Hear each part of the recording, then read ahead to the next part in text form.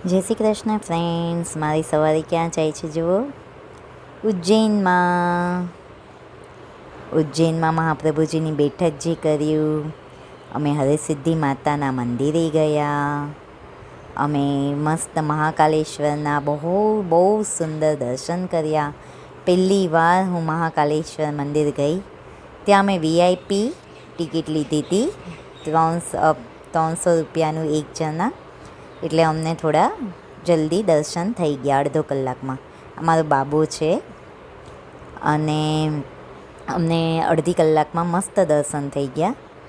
તો જો તમે બહુ ઊભા ન રહી શકો લાઈનમાં, ત્યાં વ્હીલચેરની વ્યવસ્થા છે, તો તમે આ રીતે દર્શન કરી શકો છો. અને આ હરસિદ્ધિ માતાના મંદિરે આ રીતે બહુ જ સરસ દીવાનું પ્રગટાવે છે. દીવા રોજ પ્રગટાવે છે આ લોકો. એટલે બહુ જ સુંદર આ દર્શન થયા મને. અને આ પણ એક માતાજીના મંદિરમાં દર્શન થયા મને. અને એટલું સરસ છે, ત્યાંની વાઇબ એટલી સુંદર છે, એટલી મજાની છે કે તમે પછી હું કાલભૈરવના દર્શન માટે પણ અમે બહુ જ લાઈનમાં ઊભા રહ્યા. આ કાલભૈરવનું મંદિર છે. અમારે 2-3 કલાક લાઈનમાં ઊભા રહેવું પડ્યું, કેમ કે બહુ જ રશ હતો. પણ તોય અમને બહુ જ સુંદર દર્શન થયા. તો બહુ મજા આવી અમને ઉજ્જૈનમાં. એક દિવસ અમે ઉજ્જૈનમાં ગયા અને એક દિવસ અમે ઇન્દોરમાં રહ્યા હતા. તો 2 દિવસ એવી રીતે ગયા હતા. જો આવી રીતે આ દીવા પ્રગટાવે એમાં હરસિદ્ધિ માતાના મંદિરે સાંજે જરૂરથી દર્શન કરજો. અને તેલ પુરાવ્યું હતું ત્યાં, બહુ જ મજા આવી હતી. એકવાર જરૂર જાજો તમે લોકો. અને આ મંદિર જ છે જે મહાપ્રભુજીની બેઠક જે છે ત્યાં સામે આ મંદિર છે. બહુ જ સુંદર, અતિ સુંદર મંદિર છે આ. તો એકવાર જરૂર જાજો. અને મહાપ્રભુજીની બેઠક જે છે ત્યાં આગળ જ તે જ્યાં કૃષ્ણ ભગવાન અને એ લોકો ભણ્યા હતા એની ગુરુકુલ છે.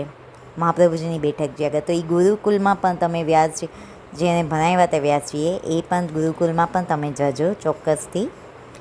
એટલે માટે કહું છું કે આ ઉજ્જૈનમાં જરૂર જજો, કેમ કે મને તો આ વખતે પહેલી વાર જવા મળ્યું. તો મહાકાલેશ્વરના પણ દર્શન એટલા સુંદર થયા કે તમને શું કહું હું. અને ત્યાં એક મોટા ગણપતિ છે મહાકાલેશ્વરની મંદિરની બાજુમાં જ, એના પણ દર્શન કર્યા. અને આમના પણ મેં માતાજીના પણ દર્શન કર્યા અમે લોકોએ. અને આ કાલભૈરવમાં ગયા હતા એના ત્યાં જો આવી રીતે બધું મળે છે આજુબાજુ, તો તમે એ લઈને, અને ત્યાં દારૂ પણ મળે છે, તમે લઈને પ્રસાદી એ ધરી શકો છો. અમે જરાક નાનું લીધું હતું અને પ્રસાદી ધરી હતી કાલભૈરવને. તો તમે એ પણ કરી શકો છો, કેમ કે ત્યાં દારૂ પીવે છે જે કાલભૈરવ ભગવાન છે એ. તો તમે એના પણ દર્શન ખૂબ જ સરસ કરી શકો છો. 2-3 કલાક લાઈનમાં ઊભા રહેવું પડે છે, પણ જ્યારે ગિરદી હોય છે એટલા માટે, નહીંતર એટલું બધું નથી હોતી. આજે મેં ટેટુ કરાવ્યું હતું જય મહાકાલેશ્વરનું. બહુ મજા આવી હતી અમને, ખૂબ એન્જોય કર્યું અમે.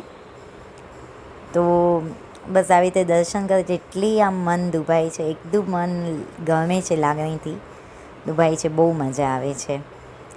તો શાંતિથી તમે દર્શન કરજો. અને ભગવાન આગળ હું બધાને પ્રાર્થના કરું છું. આ બડા ગણેશ છે મંદિર, બહુ જ મસ્ત છે. હું બધા વતી પ્રાર્થના કરું છું કે બધાને આજે વિડીયો જોવે છે અને બધા ન જોતા હોય એને એ બધાને સુખી રાખે ભગવાન. એ જ હું પ્રાર્થના કરું છું. મહાકાલેશ્વરને ભગવાનને વિનંતી કરું છું કે બધાને સુખી રાખે. અને જો ગિરદી જોજો. પછી ત્યાં ગાય માતા હતી, એને અમે થોડુંક ચારો ને એ નાખ્યો. જો કેટલી સુંદર, બહુ મજા આવી હતી અમને ત્યાં ગાય માતા આગળ.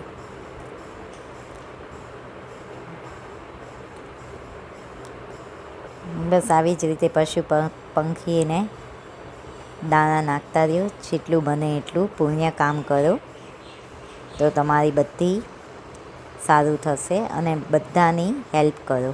બને તેટલી બધાની હેલ્પ કરો તો બહુ સારું. મૂંગા પશુ પક્ષીને જરાય હેરાન ના કરતા કોઈ દિવસ ક્યારેય પણ. ઓકે. જો કેટલું ગમે છે ગાયને. છે ને સરસ. પછી અમે લોકોએ થોડું પેટ પૂજા કરી લીધી. તો પાણીપુરી હતી, ઇન્દોરી ચાટ. અમે પછી ઇન્દોર આવી ગયા હતા બીજે દિવસે. ત્યાં અમે છે ને એક 56 કરીને છે, જો આ 56 છે, ત્યાં બહુ જ બધા અલગ અલગ ફૂડ મળે છે. તો 56માં એકવાર જરૂર જજો. અને ત્યાં એક બહુ મોટું મંદિર પણ છે. અમે બડા ગણેશજી ત્યાં પણ ગયા હતા. તો આ ઇન્દોરમાં બહુ જ સરસ છે બધું. તો એ પણ તમે જોજો. 56માં ઘણું બધું અમે ફૂડ ટ્રાય કરી હતી. બહુ મસ્ત છે. આ ઉજ્જૈનમાં જ છે, ઉજ્જૈનની ગલીઓ છે આ. અને 56ની ગલી હમણાં તેમને મેં બતાડી હતી. આ જો કેટલું સરસ છે બધું. જો પ્રસાદ ને બધું જ તમને મળી રહેશે, બરાબર. આ ઉજ્જૈનમાં જેમ તમને મેં મંદિર કીધું એ મંદિર છે, જે વ્યાસજી ગુરુકુલ છે કૃષ્ણ ભગવાનની, એ ગુરુકુલમાં ની બાજુમાં જ આ મંદિર છે. મહાપ્રભુજીની બેઠક જે છે ને ત્યાં આગળ. તો એ પણ તમે જરૂરથી જજો. આ ખૂબ જ સુંદર મંદિર છે. અને બધાને હું એમ જ કહું છું કે એકવાર તો બધાએ જવું જ જોઈએ આ દર્શન કરવા માટે. કેમ કે આવું બધું કેટલું સરસ જે બનાવ્યું છે દુનિયામાં, એ તો એકવાર જોવું જ જોઈએ. આપણને એમ થાય કે એકવાર તો જોઈએ આ બધું, કે કેટલું સુંદર બનાવ્યું છે, બરાબર ને. જો હાથી છે, ઘોડા છે, એની જે કોતરણી છે, ડિઝાઇન છે, એની જે ડ્રોઈંગ છે, એ તમે જુઓ, છે કે નહીં.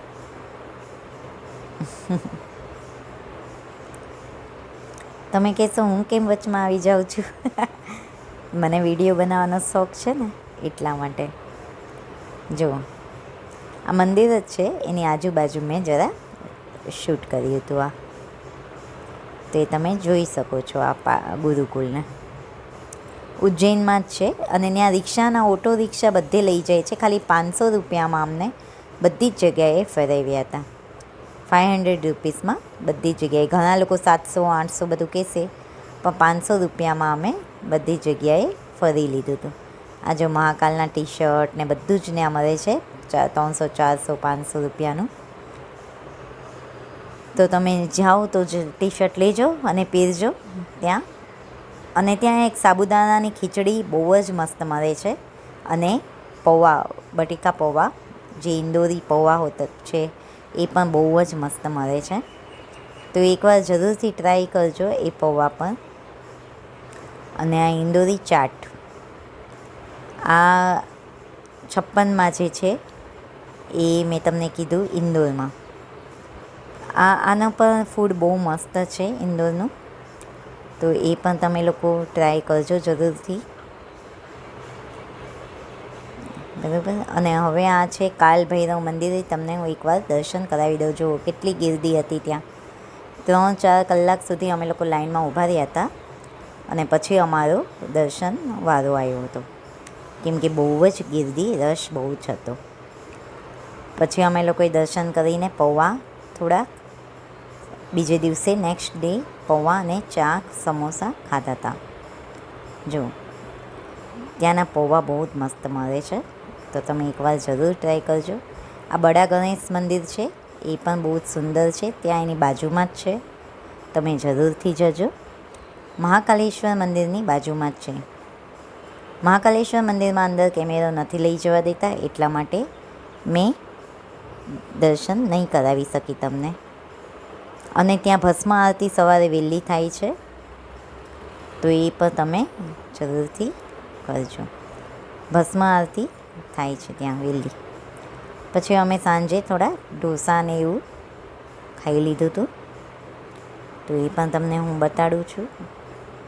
જે આ ઇન્દોરમાં છે ઢોસા, મસાલા ઢોસા છે, ચીઝ ઢોસા છે, એ બધું બનાવે છે.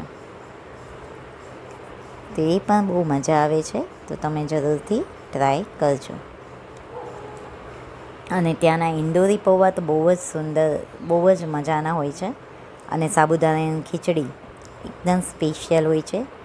સાબુદાણાના વડા એ પણ સ્પેશિયલ હોય છે, તો મજા આવે છે. આ ઇન્દોરનું આ ગણપતિનું મંદિર છે, જ્યાંનું મેં શૂટિંગ કર્યું છે.